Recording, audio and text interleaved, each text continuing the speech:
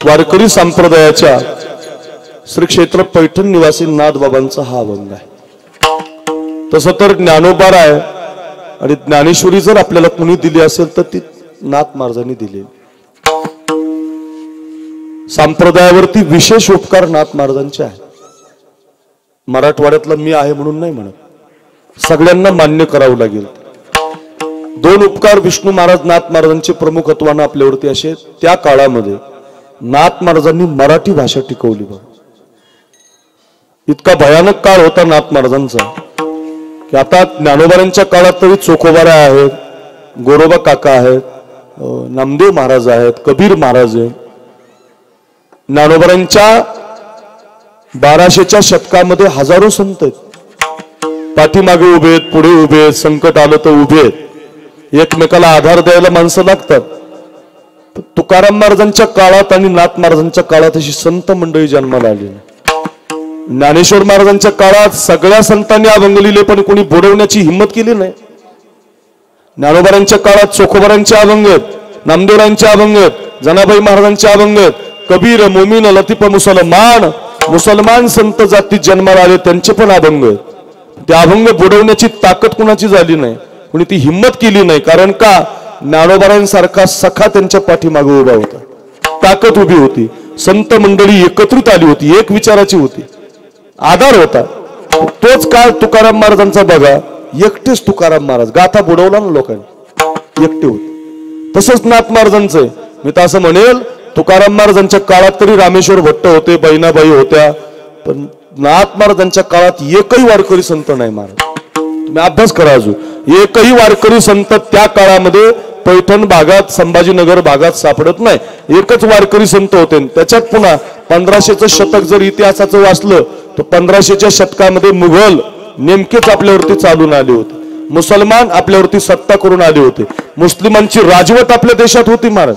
आणि मुस्लिमांचं एकच काम होतं त्या काळात, मराठी भाषा संपवायची, देश संपून टाकायचा, भाषेने देश संपून जातो महाराज। आणि आपली भाषा टिकवण्याचं काम जर कोणी केलं तर नाथ महाराजांनी केलं।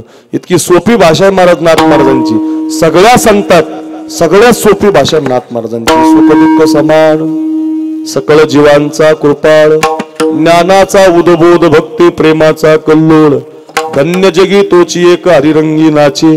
हो, किती गोड वाचा, किती सोपं आहे महाराज, याला काय असं स्पष्टीकरण करायची गरजच नाही बा, किती सोपं। सुख दुःख समान, सकळ जीवाचा कृपाळ, हो, किंवा धन्य जगी तोची एक हरिरंगी वाचे, रामकृष्ण वासुदेव सदा स्मरे वाचे। जो रामाचं कृष्णाचं वाचेनं स्मरण करतो तो जगातला धन्य आहे। इतकी सोपी भाषा फक्त नाथ महाराजांची। तुम्ही आणखीन बघा, आता ज्ञानेश्वरी सारखा अति गूढ गम्य ग्रंथ ऐकावा लागतो, तो शिकावा लागतो। स्वानंद निवासी सद्गुरू जोग महाराजांच्या वारकरी शिक्षण संस्थेत मी 3ऱ्या वर्षाला असताना विष्णू महाराज 2ऱ्या वर्षाला होते। आणि ज्ञानेश्वरी वैकुंठवासी घोले बाबा सांगत, तुम्ही ऐकले ना बाबा, आम्ही आमच्या नंतर बाबा गेले, नंतर ज्ञानेश्वरी ऐकण्याचा योग आला नाही। आता डॉक्टर नामदेव शास्त्री सांगतात भगवानगडावर, काही दुर्मिळ लोक आहेत, चैतन्य बाबा सांगतात, शेखर महाराज सांगतात, पण ज्ञानेश्वरी ही वाचून कळत नाही, तिचे अर्थ मनानं कळत नाही, ती ऐकावी लागते, कोणीतरी तिला शिकवावं लागतं।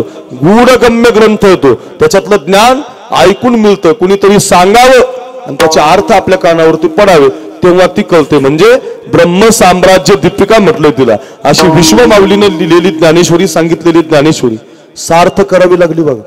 गुरुनाम गुरु मामासाहेब दांडेकरांनी ती सार्थ केली, स्वानंद सुखवासी सद्गुरू जोग महाराजांनी सार्थ केली, नंतर साखरे महाराजांनी सार्थ केली। सगळ्या लोकांनी ज्ञानेश्वरी, विष्णुबा, संतोष बाबा सार्थ केलेली दिसते, सार्थ ज्ञानेश्वरी। आता खंडारकर महाराजांनी तर एक उभीचा 3-3, 4-4 वेळा अर्थ लावला, तिचा वेगवेगळ्या प्रकाराने अर्थ लावला, त्याचे अर्थ बरीच शब्द भरले। मी कशासाठी सांगतो, एवढे शब्द रचना, एवढं गोड ते ज्ञान आपल्याला त्या काळात त्यांनी सार्थ करून दिलं, त्यासाठी त्यांनी अवतार घेतला।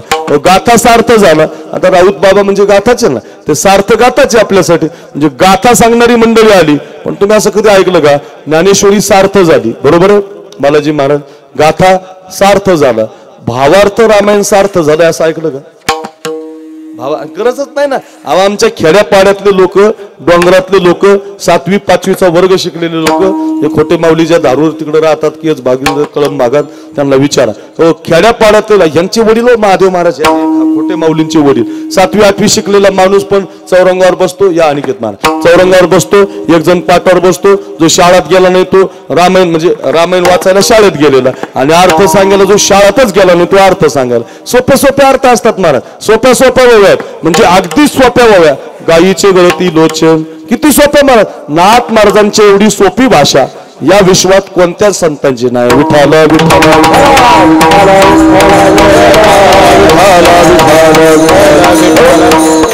वासुदेव तेवढे सोपे, नाथ महाराजांचे एवढे वासुदेव सोपे नाहीत महाराज. नाथ महाराजांचा पिंगळा गायला विशाल महाराजांनी, पिंगळा किती सोपा आहे महाराज. नुसता पिंगळा गायला नाथ महाराजांचं तर महाराष्ट्रात नाव झालं.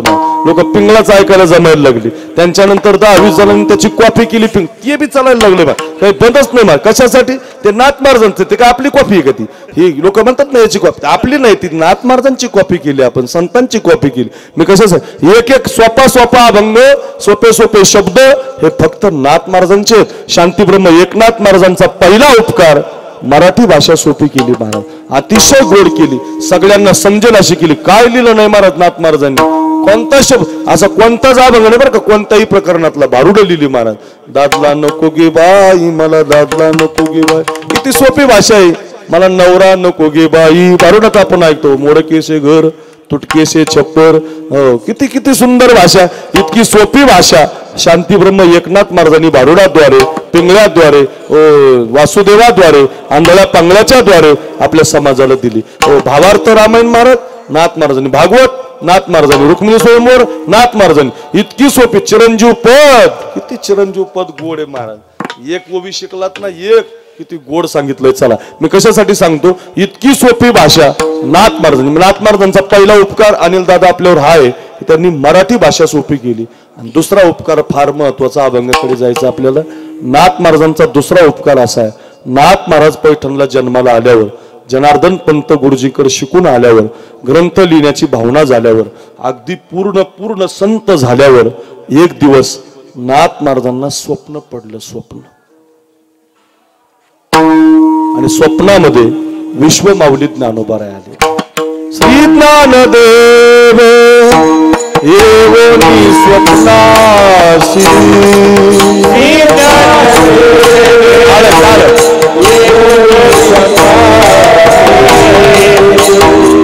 ज्ञानदेव येवोनी स्वप्नासी,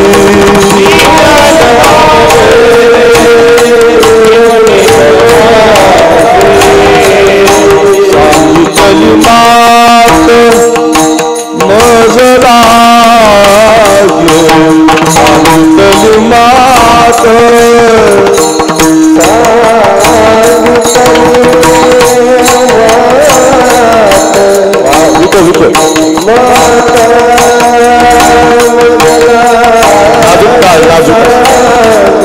नाजूक ताळवाला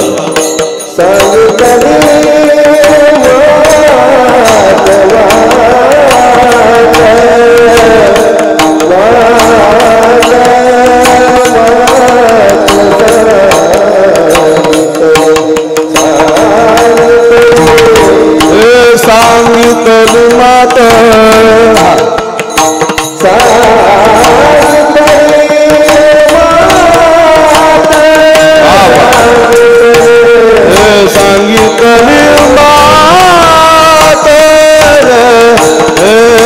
नाथराया सांगितली मात. आणि ते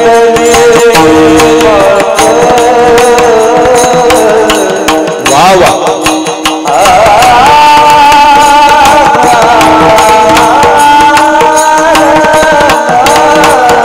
वा रे वा.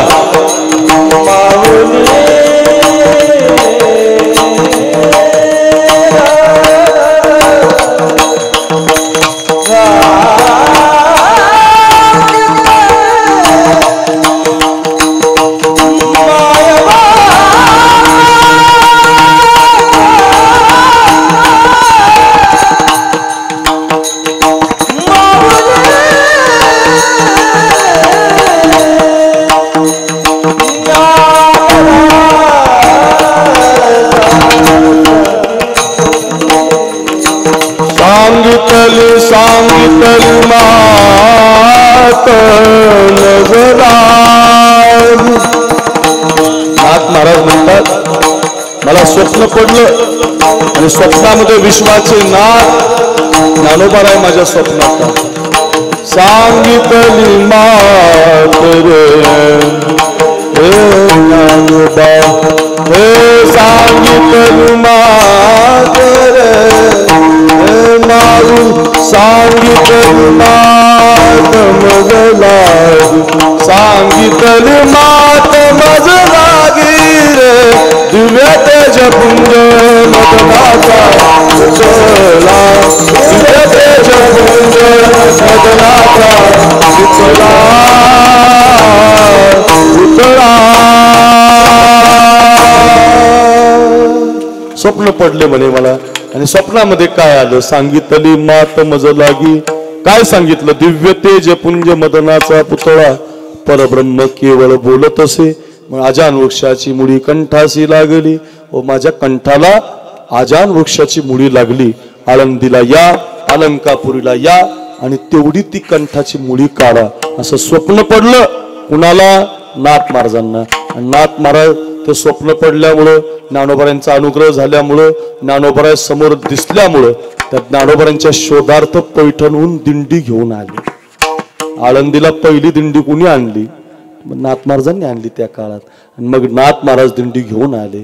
हो का? 125 वर्ष ज्ञानोबारांची समाधी मातीखाली होती. 125 वर्ष असा इतिहास आहे सह्याद्री खंडामध्ये. 125 वर्ष ही फार महत्वाची भूमी आहे महाराज. ही आळंदी, या आळंदीला पूर्वी अलंकापुरी म्हणायची. आता या युगातलं नाव अलंकापुरीच आहे, पण त्याला आळंदी नाव का पडलं? ज्ञानोबारांची समाधी झाल्यापासून याला आळंदी म्हणायला लागेल. नाही तर अगोदर ते अलंकापुरी, अलंकापुरी रम्य सिंहासनस्थम आपण मनामध्ये म्हणतो की नाही. पदांबोज तेजस पुरदिक प्रदेश विधिंद्रादिदेव सदा स्तूयमानम समाधिस्थ मूर्तिं भजे ज्ञानदेव. आपण म्हणतो की नाही अलंकापुरी. शांती ब्रह्म मारुती बाबा म्हणतात, कुठेही ते बोलायचं म्हटलं की एवढंच असतं. अलंकापुरी पुण्यभूमी पवित्र, तिथे नांदतो ज्ञान राजा सुपात्र, तया ठविता महापुण्य राशी, नमस्कार माझा सद्गुरु ज्ञानेश्वराशी. आमच्या मराठवाड्यात असं नमस्कार म्हटलं की बाय असं मान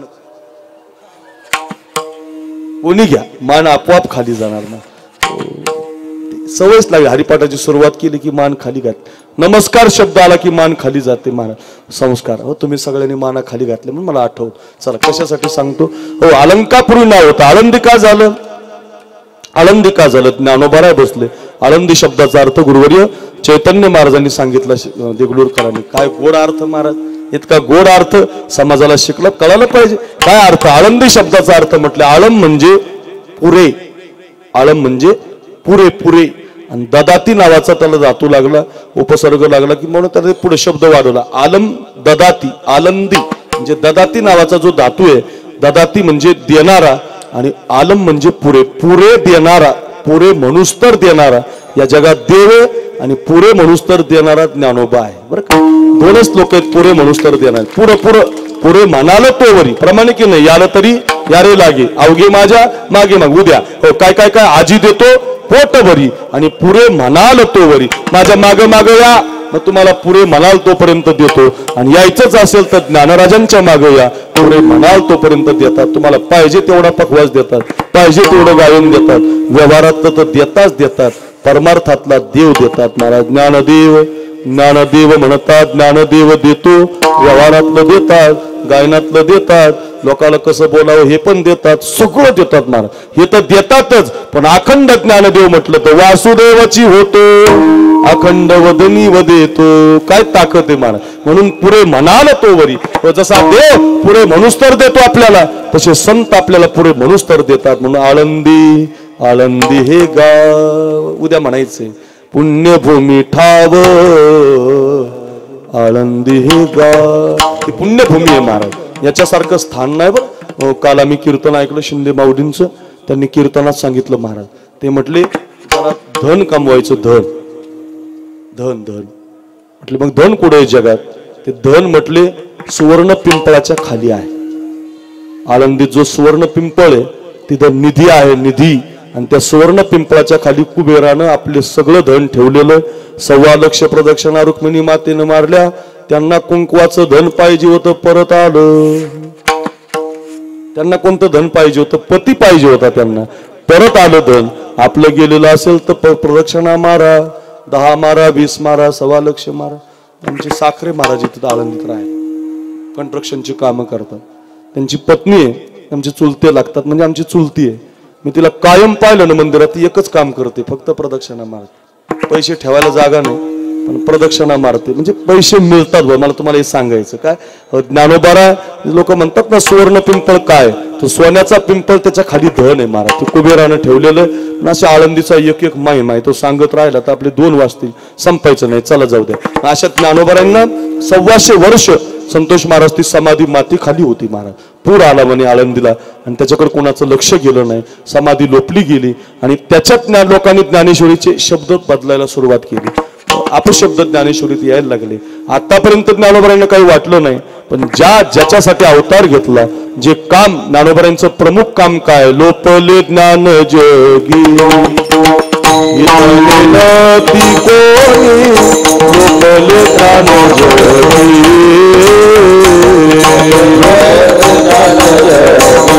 सगळ्यांच्या पाते सगळ्यांनी म्हणा, सगळ्यांनी म्हणा.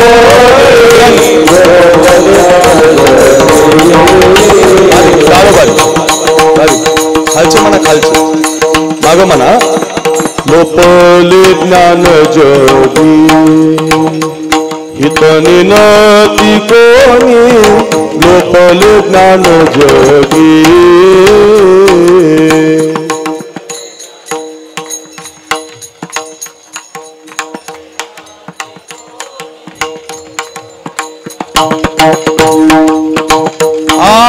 अवतार पांडुरंग नाव ठेविले ज्ञानी,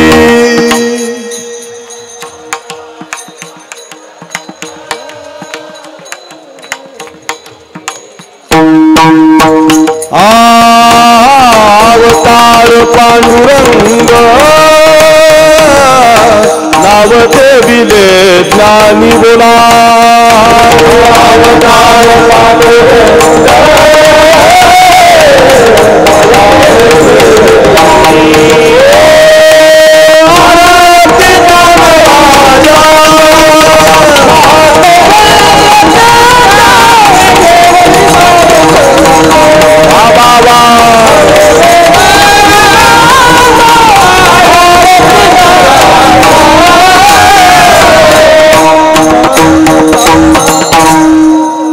अवतार पांडुरंग नाव ठेवले ज्ञान. ज्या ज्ञानासाठी ज्ञानोबा जन्माला आले त्याच ज्ञानेश्वरीमध्ये चुका व्हायला लागल्या, शब्द अपशब्द यायला लागले आणि मग ज्ञानोबा स्वप्नामध्ये गेले. नाम याचा तुका आणि ज्ञानी याचा एका, असं प्रमाणच आहे बरं का. नामदेवरायचा अवतार तुकाराम महाराज, उरले ते शेवटी लावी तुका. ज्ञानोबारांचा अवतार नाथ महाराज. आणि मग पैठणहून नाथ महाराज दिंडी घेऊन निघाले. आपले 11:15 वाजल्यामुळं दिंडी आळंदीला आली. दिंडी मधलं भजन ऐकून मस्त इथं मुक्काम झाला. पण आता इथं तीच पूर आल्यामुळं, माती आल्यामुळं कुठं समाधी आहे हे कळे ना. आणि म्हणून असं चरित्रात वर्णन आलं, नाथ महाराजांनी तपश्चर्या केली, साधना केली. हो, साधना केली. जिथं समाधीला बसले, जिथं साधना केली तो नाथपार आहे बघा. तो नाथपार मंदिरात हैबत बाबाच्या नंतर आपण जे दर्शन घेतो ना, तो नाथपार आहे. तिथं आता योगीराज महाराजांनी आपण नाथ महाराजांची मूर्ती बसवली. पूर्वी पादुका होत्या, आता मूर्ती बसवली. आणि मग तिथं त्यांनी तपश्चर्या केली आणि मग ज्ञानोबारांनी मार्ग दाखवला की इथून नंदी आहे, नंदीच्या बाजूने तो नंदी बाजूला करा, तिथून आतमध्ये भुयारात यायला जागा. आणि मग आपण जो चक्कर मारतो का नाही असा नंदीला, तिथून सिद्धेश्वराच्या मंदिराच्या अलीकडून तिथून नाथ महाराज खाली गेले. परब्रह्म केवळ बोलत, विश्वाच्या प्रकाशासारखा प्रकाश तिथं दिसला. ज्ञानोबारांचं दर्शन नाथ महाराजांना झालं, मन भरून आलं. आणि ज्ञानेश्वर महाराजांनी खंत सांगितली की ज्ञानेश्वरी घेऊन जा. आणि ज्ञानेश्वरी घेतली. ऐका, बाहेर आले नाथ महाराज, अगोदर मुक्काम केले आळंदी, तिथं सगळी ती समाधीची जागा स्वच्छ केली. आणि आज जी समाधी आपल्याला पाहायला मिळते ती नाथ महाराजांनी तिथून ती मातीच्या बाजूला केली. म्हणून मी मगाशी म्हटलं, आपल्यावरती नाथ महाराजांचा उपकार आहे की आपल्या कपाळाला जी समाधी लागते नाथ महाराजांनी आपल्याला दिली. पुढचं ऐका आता. आणि समाधी स्वच्छ करून आळंदीची पायी तीर्थयात्रा करत परत ते पैठणला पोहोचले. भाद्रपद मास कपिला षष्ठी या तिथीला लेखन कामाठी पूर्ण झाली. त्या दिवशी ती ज्ञानेश्वरी ज्ञानोबांची आधीच होती. ग्रंथपूर्वीचा अतिशुद्ध तो पाठांतरी शुद्ध अबद्ध त्याच्यामध्ये शुद्ध अबद्ध शब्द येत होते. नाथ महाराजांनी ते ज्ञानोबांच्या आज्ञेनं शुद्ध केले आणि ती ज्ञानेश्वरी पूर्वीसारखीच आपल्याला दिली. आणि देताना खाली ओवीच लिहून ठेवली विष्णू महाराज. ज्ञानेश्वरी पाठी जो ओवी करील मराठी तेने अमृताची ताटी जाण नरोटी ठेवली असं लिहूनच ठेवलं. आणि असा पवित्र ग्रंथ आपल्याला नाथ महाराजांनी दिला. म्हणजे ज्ञानेश्वर महाराजही दिले आणि नाथ महाराज सुद्धा दिले. आणि मग नाथ महाराज कीर्तनाद्वारे प्रवचनाद्वारे रामकथेद्वारे लोकांना ज्ञानोबरांचं महात्म्य सांगायला लागले. कशा आहेत ज्ञानोबरा कृपाळू उदार माझा ज्ञानेश्वर कया नमस्कार वारंवार. कसे आहेत ज्ञानोबराय साधकाचा माय बाप दरुशने हरे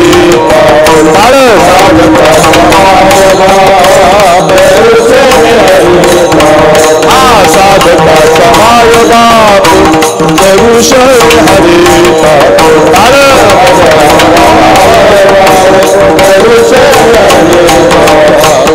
सर्वाभूती सुखरूप ज्ञानोबा माझा ज्ञानोबा माझा ज्ञानोबा माझा ज्ञानोबा माझा साधकाचा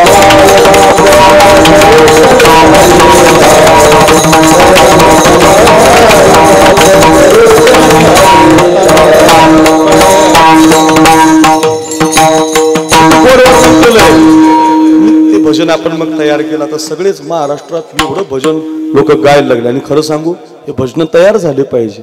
या भजनामुळे दुसरं काहीतरी गाण्यापेक्षा काहीतरी म्हणण्यापेक्षा म्हटलं पाहिजे की नाही ज्ञानोबाराया माझ्या तुकोबाराया. आणि हे भजन म्हणताना त्याच्यात हे शब्द घातले पाहिजे. कैवल्याचा पुतळा ज्ञानोबाराया काय हरकत आहे म्हणा आपलेच अभंग.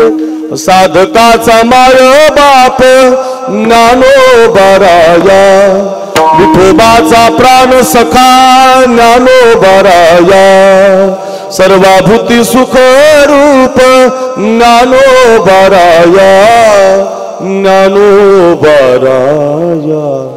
माझ्या तुकोबाराया. त्याला सगळं लावा तुम्ही. चालविली झड भिंती ज्ञानोबाराया म्हणत राहा महाराज. निर्जीव चालविली भिंती म्हणत राहा. तुम्ही माऊलीला जोडा महाराज. इतका आनंद येतो महाराज.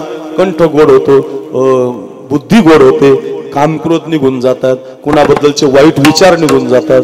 एवढं गोड भजन आहे महाराज ज्ञानोबांचं. किती म्हणावं महाराज. आम्ही तर रोज म्हणतो बुवा लोकांकडून म्हणून घेतो बुवा. असं झालं. आणि मग नाथ महाराज वर्णन करायला लागले. कशा आहेत ज्ञानोबाराय म्हटले दरुशने हरेतात. कशा आहेत म्हटले माझा ज्ञानोबा. माझा माझा हा शब्द फार महत्वाचा आहे. माझेपणा राहिला नाही, माझं राहिलंच नाही. जो माणूस माझा म्हणतो ना त्याला लोक जीव लावतात. मला लय जीव लावतात लोक. मी माझा म्हणतो ना सगळ्या, मी सगळे माझे म्हणतो. सोमनाथ महाराज माझे, बालाजी महाराज माझे, बसलेले सगळे कलाकार गुणवान माझेच महाराज. माझं म्हणायला काय हरकत आहे महाराज. अहो माझं म्हणा, माझं सगळ्यांना माझं म्हणा. माझं काय बरं का संसारातलं माझं दुःख देतं महाराज. संसारात जर तुम्ही एखाद्याशी माझं म्हटलं की ते दुःख देतं. आणि तुम्ही संताला देवाला माझं म्हटलं की ते संसारातलं दुःख बाजूला करते. माझा शब्द फक्त देवाला लावा. देव माझा मी देवाचा म्हणून माझा शब्द संतांनी ज्ञानोबांना लावला बुवा. विवेका सागरा ज्ञानाच्या ज्ञानाच्या ज्ञानाच्या सागराव सख्या माझ्या ज्ञानेश्वरा सख्या माझ्या ज्ञानेश्वरा सख्या माझ्या ज्ञानेश्वरा सख्या माझ्या ज्ञानेश्वरा.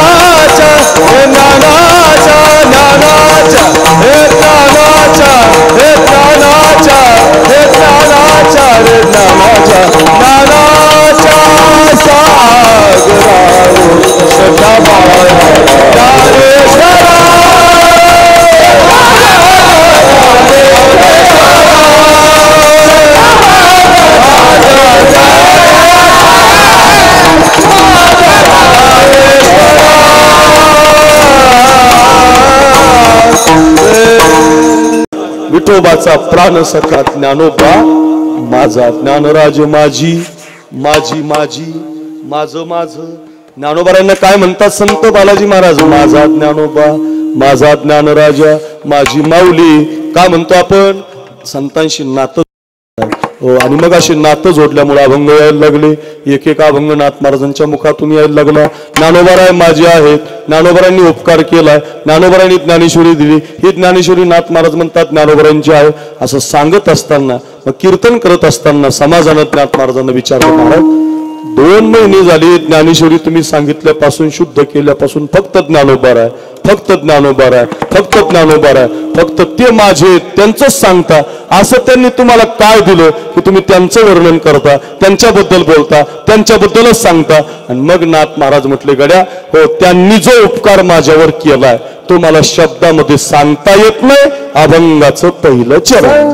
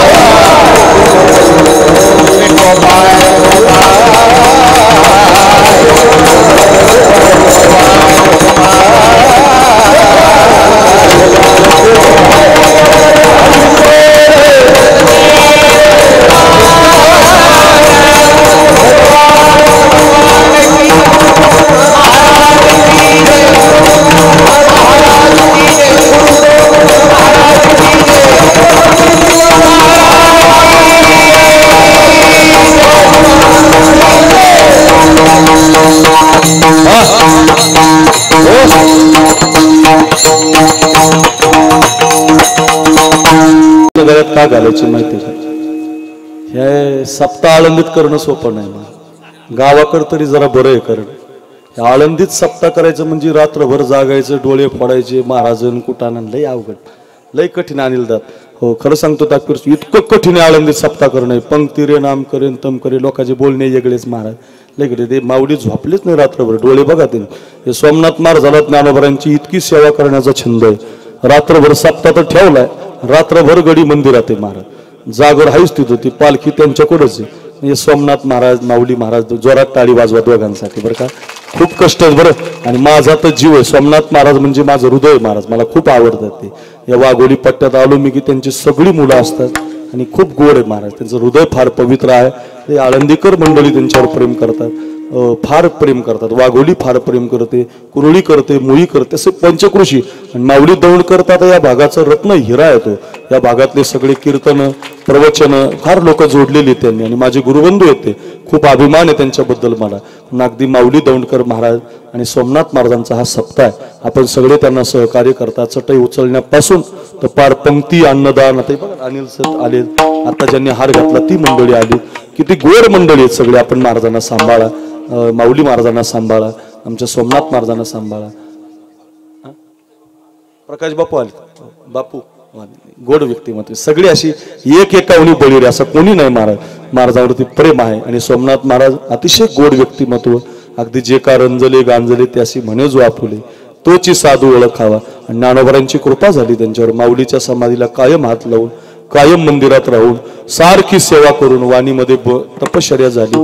लोक म्हणेल ते ऐकतात. आम्हाला कोण पंगत देईल सोमनाथ महाराज. लोक म्हणते तुम्ही पैसे घेता आमच्याकडून, कशाच्या पंक्ती वा बाजूला, आमची साधना नाही. तुमची साधना झाली, माऊलीला हात लागले, लोक पंक्ती देतात, तुम्ही हा सप्ताह करतात. म्हणून अगदी या संबंधातून तुमच्या गळ्यामध्ये हे हार आहेत. दोघांनाही खूप खूप वंदन करतो. ही द्वादशीची सेवा माझ्याकडे परंपरेनं आहे, म्हणून मी 2 वर्षापासून, महाराज बदलते त्याच्यात सगळे पण मी बदलत नाही. द्वादशीमुळे माझ्याकडे दिलेली.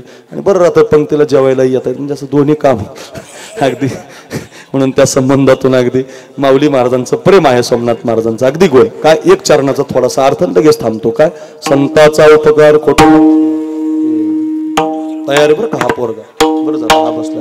हो त्यांनी ते बसले म्हणून आता एक थोडं उपकार सांगावया किंवा वर्णावया नाही पार. नाथ महाराज म्हटले गड्या सांगता येणार नाहीत ज्ञानोबारांनी काय उपकार केलेत, ते शब्दामध्ये बसत नाही. आणि संत जीवनाचे काय सांगू आता, संताचे उपकार किंवा काय वाणू आता, न पुरे हे वाणी, हे सांगता येत नाही बाबा.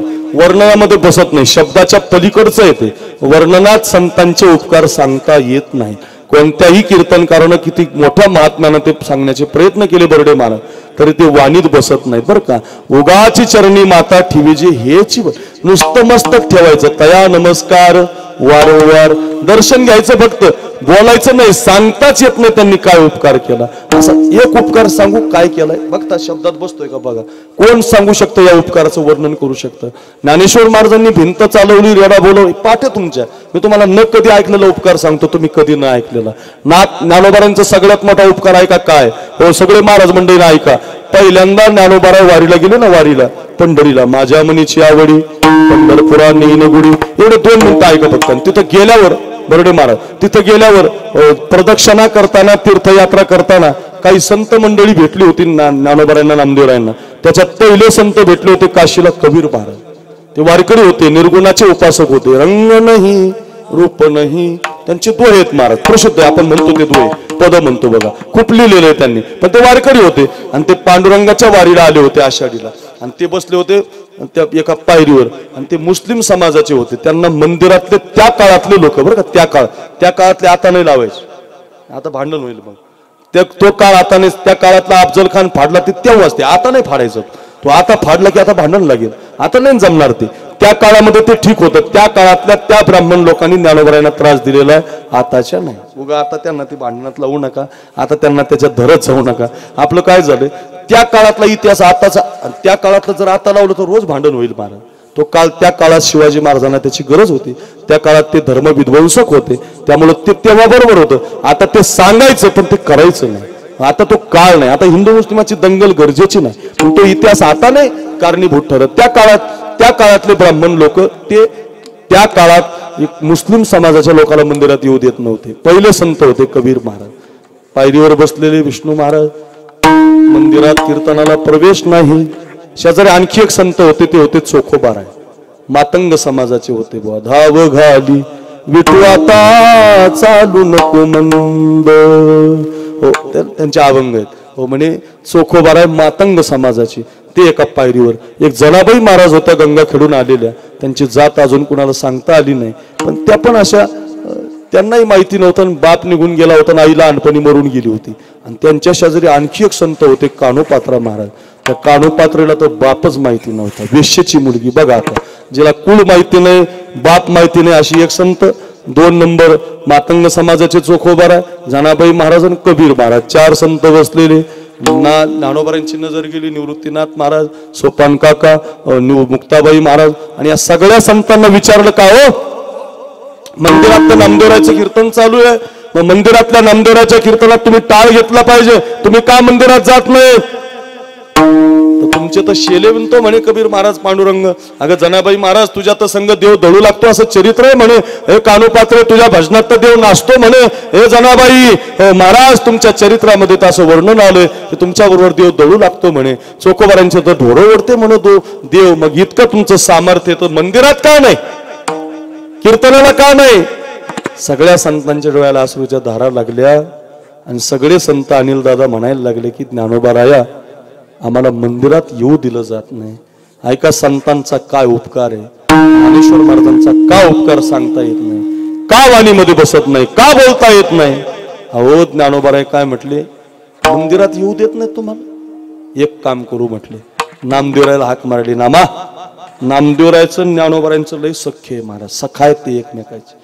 हाक मारली, नामदेवा आजपासून या रावळात कीर्तन करायचं नाही, मग आजपासून चंद्रभागेच्या वाळवंटात कीर्तन करायचं. बघा, एकची टाळी झाली, चंद्रभागी वाळवंटी, माझा ज्ञानराजा गोपाळासी लाया वाटी, नामदेव कीर्तन करी पुढे नाची पांडुरंग, जनी म्हणे बोला ज्ञानदेवा अभंग, अभंग बोलता रंग कीर्तनी भरला. कीर्तनात रंग कधी भरतो त्याचं उत्तर आहे याच्या. अभंग बोलला म्हणजे डबल डबल चाली झाल्या की कीर्तनामध्ये रंग भरतो.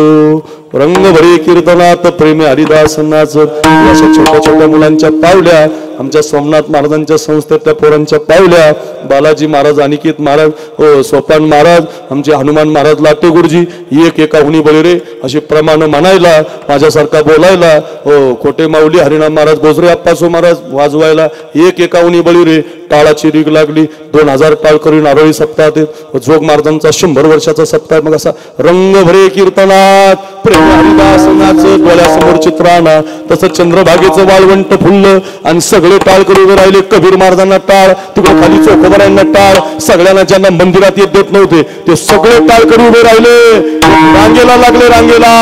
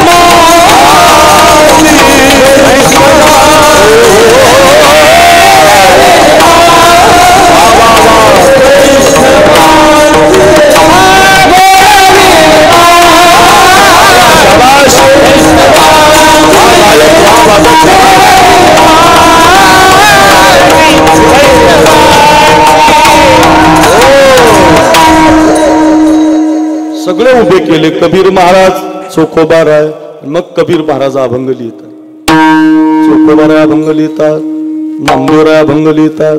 सावता महाराज म्हणतात आमुची माळियाची जात, शेताला उभा गाई. तिकडं सेना महाराज म्हणतात आम्ही वारीक वारीक, राजामत बारीक.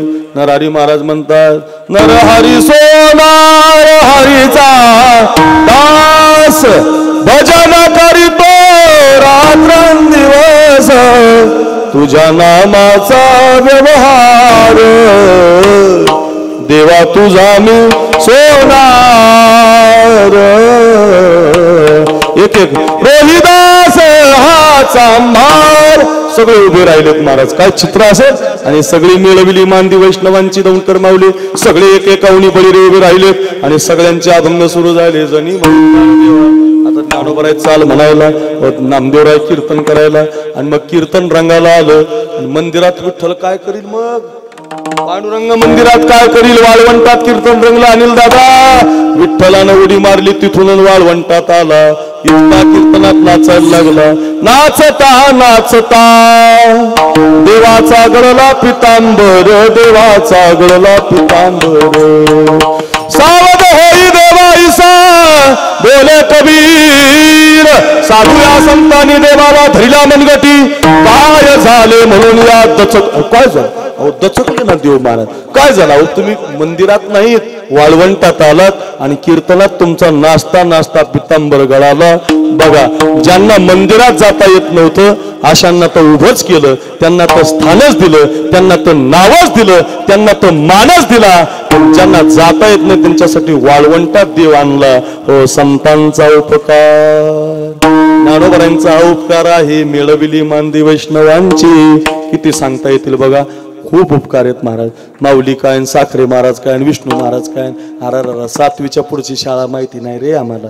सातवीच्या पुढचा वर्ग माहिती नाही. आळंदीला आलो एक कपाळ समाधीला लावलं कुणाला गायन आलं मस्त आवाज निघाला. काय महाराज तुमचा आवाज आहे वा वा वा वा घ्या महाराज 51 घ्या महाराज 35 म्हणजे लोक द्यायला लागली का तुमचा आवाज गोड आहे. कोणी म्हणतोय महाराज तुम्ही किती गोड बोलता काय तुम्ही जवान सांगता काय तुम्ही शिवराय सांगता माऊली दौंडकर काय पवाडा म्हणतात वा वा हो काय ते आप्पा महाराज वाजवतात काय त्या मन ते खोटे माऊलींच्या हातात रिदम हाता बसलेला पोरगा किती तयारीने बोलवा यांना. अरे काय महाराज काही नाही माऊलीच्या समाधीला कपाळ लागले समाधीला कपाळ लागलं कपाळ बदलून गेलं महाराज. पुन्हा सांगतो व्यवहारातलं तर बदललं परमार्थात बदलण्याची ताकद आहे देव होण्याची ताकद आहे माझ्या ज्ञानोबरांच्या सानिध्यात. नागदी संतांचा उपकार सांगता येईल का सांगावया नाही पार काय करतात आपण सारखी करीती.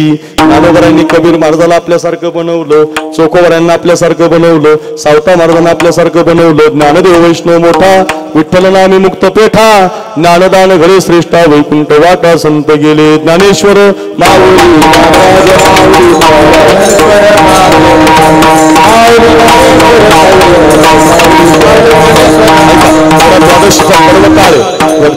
सगळ्यांनी असे दोन हात वर करा सगळ्यांनी वा वा सगळ्यांनी वा काय गोड चित्र बघ माझ्या माग म्हणा ज्ञानोबाराया माझा तुकोबाराया बोला बोला बोला फार सुंदर आहे माऊलीची कृपा होईल. कैवल्याचा पुतळा ज्ञानोबाराया कैवल्याचा साधकाचा माय बाप ज्ञानोबाराया